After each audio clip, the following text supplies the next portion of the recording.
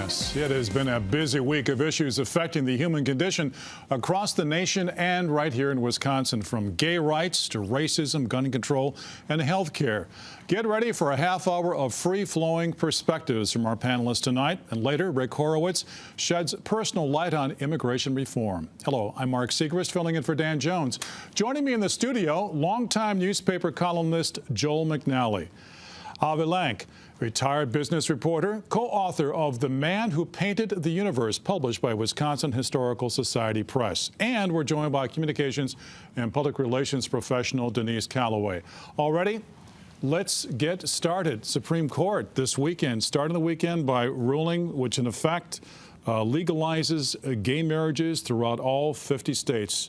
What does it mean for us here in Wisconsin, Joel? A lot of families have been waiting for that. Absolutely, and it affects a lot of people, whether they're gay or straight. We all know, all kinds of people, and I think we've now arrived at the belief in this country that we're all human beings. When I remember growing up, and gay kids were just, first of all, most of them were secret. You didn't know who they were, but the ones that you knew were considered kind of strange.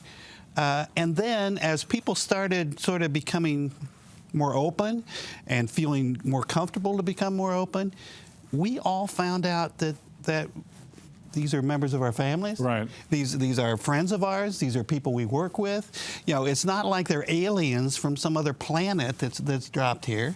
And now the law in this country, according to the law of the land, recognizes that all human beings have human rights, and that is what our Constitution is all about, and equal protection under the law, equal rights under the law.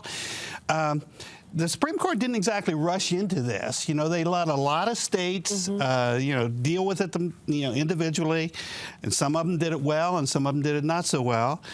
But in fact, it bubbled up through the courts because courts all over this country recognize that the Constitution means what it says, that we all should have equal protection under the law, and boy, a lot of people talk about being such a dramatic change. But I think, people were ready for the change. Absolutely. People were actually eager for it to happen.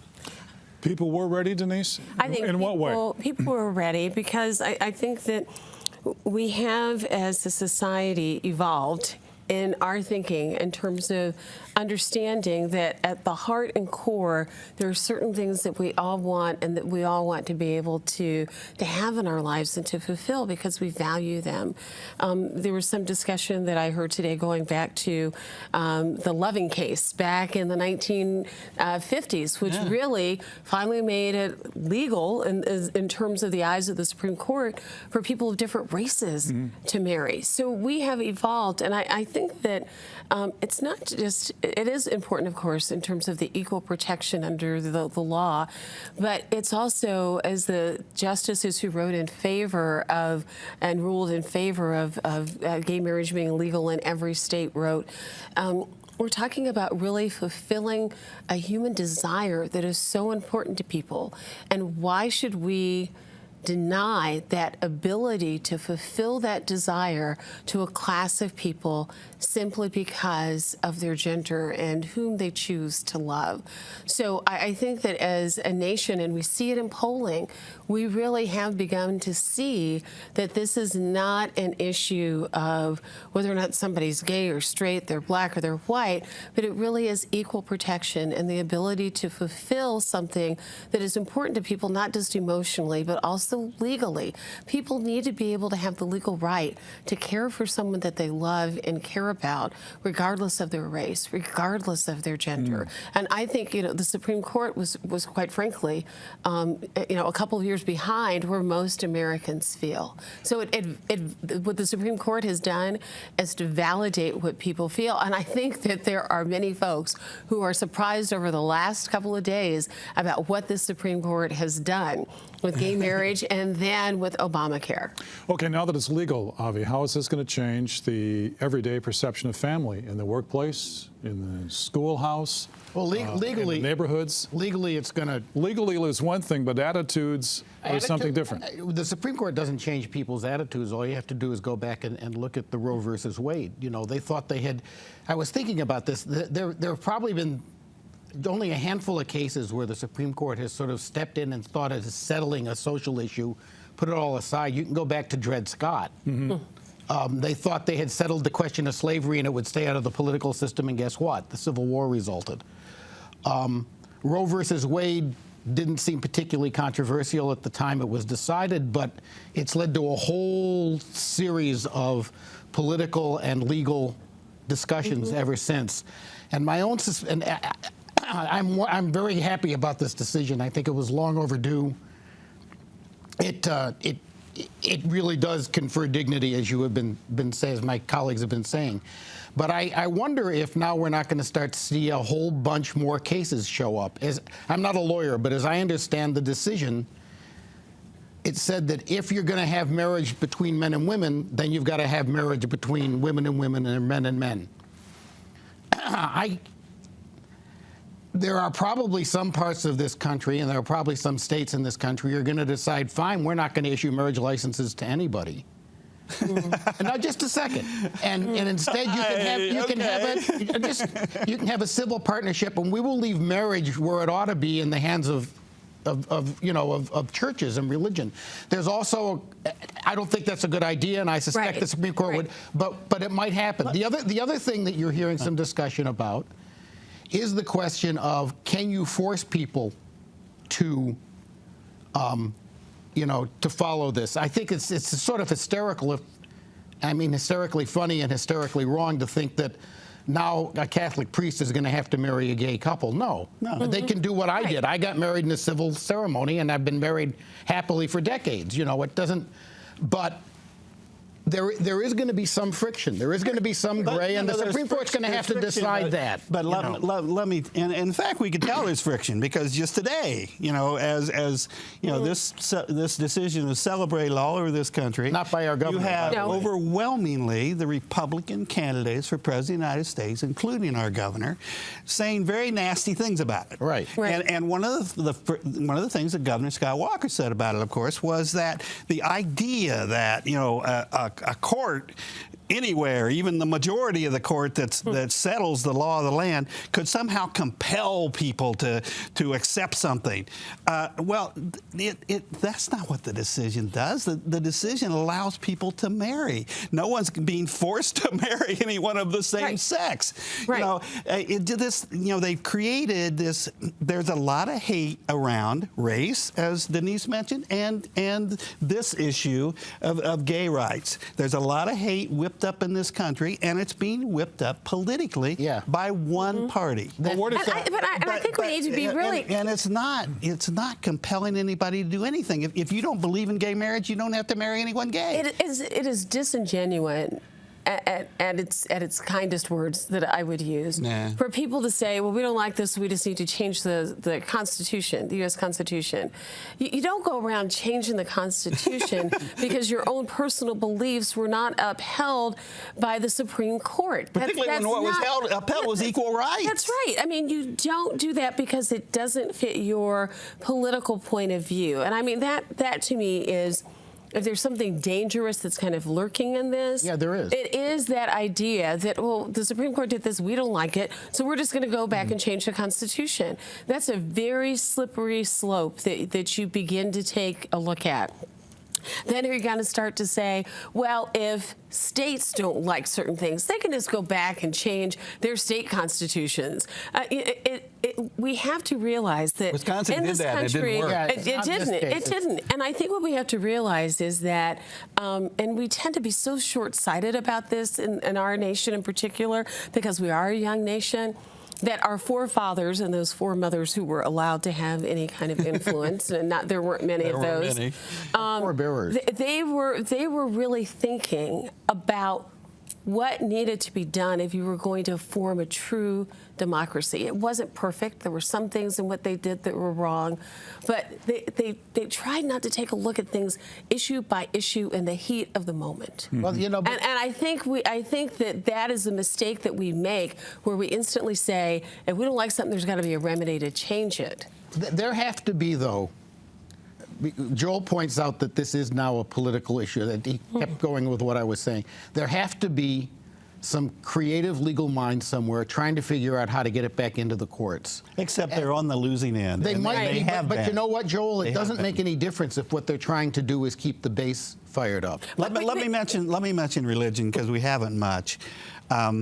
I absolutely believe anyone in this country has the right to their own religious beliefs, whatever they may be. Right, absolutely. I disagree with many of them, but you know, and I disagree with some deeply religious people on this issue, but also on other issues, on women's rights to an abortion and that sort of thing. And if you have a religious belief, you should follow it. Absolutely. And no one should tell you not to. But where you go astray is trying to put your personal religious beliefs into law and force everyone else to follow them. Believe that. People who do not believe the way you do. Freedom of religion in this country is as important as those other rights we were This talking nation about. is, in our city, coming to grips with not only gay rights and unions of same-sex couples, but it's also coming to grips with the extent of racism in this country. The assault on 9 African-American faithful in the historic church in Charleston, South Carolina last week inspired an even deeper look at the Confederate flag, at general attitudes across this country. What is our own racial attitude here in our city? I mean, realistically, what is our acceptance? It's not very good. It's not good. I mean, we live in one of the most segregated cities in the United States. And it impacts everyone's daily lives. You know, one of the things that people can say about the South, and it tends to be Northerners who've never visited the South, is we tend to kind of think of ourselves as not being those Southerners. You know, when in the South, people live together, they work together, they pray together, they live in the same communities, and people have learned and live their lives in the South in a much more integrated society than we do. You know, if we take a look at Milwaukee, we have a few pockets where we find people of different races living in close proximity to each other and being neighbors and friends. But for the most part, we do not see that in this city because we are so hyper segregated. It impacts where people live, where people go to school, where people work. All of that separates us and denies us the ability to really be able to get to know each other, and to understand and embrace different cultures. Because you know what? The rest of the world does not look like this city. The rest of the world is certainly becoming more integrated. People are becoming more understanding of each other's cultures, which is critically important when we take a look at the fact that this country, by 2050, the people who are in the majority now are going to be in the minority. We need to be able to learn how to understand each other, to live next to each other, and to do good things in the community together. So we don't do that in this city because we're so segregated. How do we move forward with that? I mean, how, you know, when a white person goes into a predominantly African-American neighborhood, whether it's on the northwest side or in the core of the city, and incidentally, how often in the nightly news do we see middle or upper class African Americans profiled? In the course of a normal story, a mainstream story. Right. I mean, and then I will say one of the things that really concerns me when you talk about that is that in this community, and I don't think that there's any media outlet that does a good job of that, the image that people in this community have of people of color, African American and Latino, is that you don't see those profiles of people who are doing highly successful things. They're tucked on the inside of the paper. You see a lot of yellow police tape. Right. I mean, that's what you see. So we in this community, not only because of the hyper segregation that we have, but quite frankly, by the way, most of the news media covers communities of color, have a very distorted view of what happens and what people who live in communities are like, what's important to them, which is the same thing that's important to everybody else, providing for their children and getting ahead in life, it just feeds into that issue of racism and fear, because a horrible job, I think, is done by the local news media in terms of showing a rounded view of communities of color. But there are some institutional challenges as well. I mean, I can remember back to when I first came to this community back in the 70s, and there was talk back then of slicing up the Milwaukee school district into pies. Right. And making, for example, the North Shore High Schools and Riverside High School and some other, and I lived in the North all my life, but I couldn't believe the kind of reaction we got to that. And you still see vestiges. You still see that nowadays. The public transportation in this community.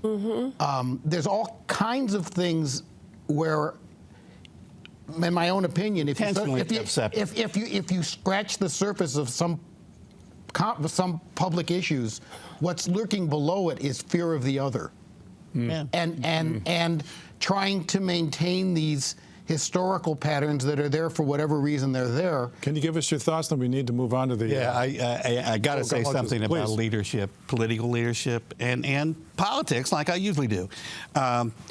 You know, of course, that the Republican Party is the party of Lincoln. You know, of course, that the abolitionists in this state were part of the early Republican Party. You know that it used to be the Democratic Party in the South that was blocking civil rights legislation, blocking voter rights legislation, and it was Richard Nixon in the 1960s, after the Civil Rights Revolution, that Lyndon Johnson embraced and the Democrats embraced and got, you know, historic change in this country, the kind of historic change that happened today for gay and lesbians in this country, but also including things like voting rights, that the Republicans intentionally sold out the party of Lincoln and became the party to attract the white segregationists who were abandoning the Democratic Party. Hopefully that's coming to its end. This week, when those horrible murders happened in Charleston, I do not believe for a minute that Scott Walker is racist. I do not believe that he was not appalled by that, but politically he was calculating what he should say because he's running for president, and he refused to condemn what was happening. He refused to talk about getting rid of the Confederate flag, when in fact people like Strom Thurmond's son were ready to say that. The people like the governor of South Carolina were ready to say that, and it's simply Republican calculations that they don't want to offend racists, they want to attract. We are going to calculate ourselves into a society that cannot function because we do this in a way that polarizes ourselves, in a way that cripples our ability to fulfill our mission, our ability, the goals and the desires of Americans of all races and colors. Speaking of the governor, the timing of the signing to do away with that 48-hour waiting period for sale of handguns. What did you think about the timing? I mean, we're a week away, we're a week out of the news from Charleston. If you look at Governor Walker's actions ever since he's been governor and even before, you can explain, you never say always, so you can explain 99% of what he does by trying to decide if it will help him get the Republican nomination for president. The timing of this, first of all, it's a bad idea. It's a bad idea to get rid of a 48-hour waiting period. It's a bad idea to let retired cops from Alabama come up here with handguns and patrol our schools. Can I step in for just a second? Yeah. Could it not have also been interpreted as a get-tough attitude towards all sorts of evil in terms of America arming itself, the state arming itself against intruders, against hate crimes? Fear. Certainly, if some of our other panelists were here, they might say so. But you asked me, and I'm telling you what I think. Okay, all right. And it's a bad idea. The timing. I'm sure he didn't set up the timing to deliberately insult the people in South Carolina, but he wasn't going to stop doing it. He did it because it plays to the constituency he needs to play to get the Republican nomination for president. And if he thought that constituency would like it, if he had banned handguns in Wisconsin, he'd have done the same thing. You know, here's the deal. The governor didn't, kind of looking at what happened in Charleston, and what, quite frankly, has happened to too many African Americans in Milwaukee. The governor did not say, you know what, we need to release that 48-hour waiting period so more black folks can arm themselves and protect themselves against people who might come into their churches or against things that might happen in their neighborhoods. So you're saying if that was the intent, it should have been spun that way. It was not the intent. I mean, that's not why he did it. He didn't do this, so somehow, you know, people who find themselves or feel at particular risk based, you know, in the African-American community now don't have to wait 48 hours to go get a weapon. So you don't have to worry about someone coming into your church and committing this kind of atrocity. That's not the reason that it was done. It was done to pander. It puts people at risk in this community. We already have communities that are engulfed by violence, and now we've made it even easier for people to get the weapons. And what really concerns me is that cooling off period had a tremendous impact on cases of domestic violence, where you didn't have someone who was angry at a spouse who could go down the corner, get a weapon, come back, and still in that fit of rage, wound or murder an individual. And that's what happened. And suicide. But the thing is, this particular measure, you know, it does very little at all. I want to get a reaction from you, if I may, on something that's been you've been very passionate about. Obamacare. Did you see the Supreme Court ruling on Obamacare coming, which in effect opens it up? It is what it is. I couldn't believe the case was even before the court, frankly. Right. And it amazed me because John Roberts, the Chief Justice of the court, had in the first decision had gone against his party, and you know, Supreme Court justices aren't supposed to have parties. They're not supposed to have political positions. But a lot of Republicans were upset that he allowed Obamacare to go forward constitutionally. And suddenly this other case, which was, boy, the flimsiest case in the world based on four words that, you know, did not reflect the intent of the legislation. Right. And it amazed me. But the thing is, the great thing is, you know, that it happened to come this week, and it happened to come, I think, about a week after, you know, a whole lot of statistics got released that said, you know, Affordable Care Act had reduced the number of uninsured people in this country to the lowest in history, and that it had not increased prices and co-pays and things like that, like all the Republicans had been warning. And so the reason why Obamacare is unpopular among, you know, it's hated by Republicans, but unpopular among people who should know better, is the media. The media, you know, doesn't tell all the good things. It talks about computer blips and things like that of course are embarrassing, but they have nothing to do with moving towards universal health care in this country that will cover everybody in America. Ultimately, if we can get the system to be Medicare for everybody. This is going to be the president's legacy? It is going to be the president's. It will be. It will be, and it should be. And it should be. But the people, I'll tell you, who really found themselves in a good situation because of the ruling of the court on Obamacare were Republicans. Because now they don't have to own the issue. They don't have to own the issue anymore. But they're on the losing end all the time. They were going to face the Pottery Barn issue, which is you broke it. You wanted it broken. It's broken. You own it. How are you going to fix it? And the Republicans didn't have a plan to fix it. And we have to move on by telling you, you know, oftentimes our perception of the human condition depends on our personal connection with it. Commentator Rick Horowitz says that's certainly true in politics. A case in point, the changing face of America as viewed by many who strive to lead it. Does it ever seem like this to you, that the best way to get attention for a particular disease is to have somebody famous get sick with it? Somebody famous, an actor, a politician, or somebody related to somebody famous. Then there's attention. Then there's funding to do the research, to look for a cure. Something that only affected other people suddenly hits close to home, and they see it totally differently. It's the same thing with gay rights. Polls have consistently shown that people are much more willing to support gay rights, even same-sex marriage, if they know, or maybe I should say once they know, that somebody they're already familiar with is gay, a friend, a relative, that nice lady down the block. And maybe it's the same way with immigration. So maybe that's why Jeb Bush's position on immigration reform differs from his fellow Republican presidential candidates. Why his approach to immigrants, his overall tone, even the language he uses, is so different from theirs. Because he fell in love with a woman who came from another country, Columba Garnica Gallo of Mexico. Have his immigration proposals gone as far as the Democrats have? A path to citizenship, the right to vote? No. Has he gone far enough, though, to ruin his chances for the Republican nomination? Very possibly. We'll see. There's a fascinating debate going on right now in GOP circles. Who can be an American? Who should be a Republican?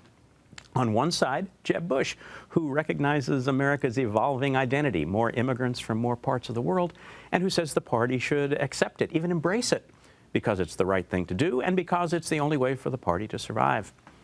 And on the other side, the party's base, old white guys afraid of how the country's changing, and the candidates who pander to those fears.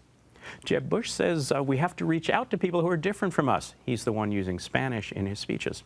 People like Scott Walker say, no, we don't. We can get even more votes from old white guys. He's the one who keeps toughening his anti-immigrant rhetoric. Two very different visions of the party's future. Maybe it's just a difference in tactics, or maybe it really is the personal turned political.